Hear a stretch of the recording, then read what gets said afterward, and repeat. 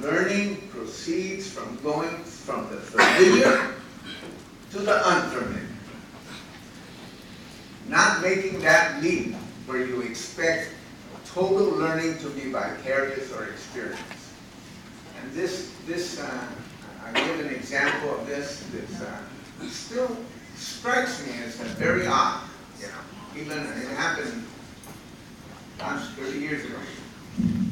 This preschool teacher, gate teacher in Guam, was very happy and very excited to tell me that her father had sent her a bunch of leaves from Vermont, autumn leaves, that she was now going to use in the classroom to deal with preschool Guam children, to explain to them climate change and the change of seasons, not climate change, but the change of seasons throughout the year.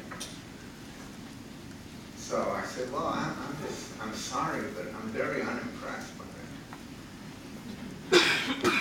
He said, why? It took so long. I said, so do your 4-year-olds and your 5-year-olds know the difference between the rainy season and the dry season? Do you know the difference?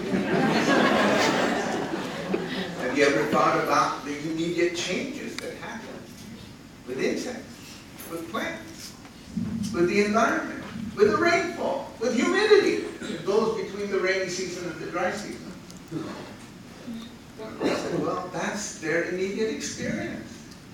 Why don't you teach changes of seasons through their immediate experience, instead of thinking that you can teach them through something entirely vicarious, something that they lack familiarity with? That's just a simple example of basic learning.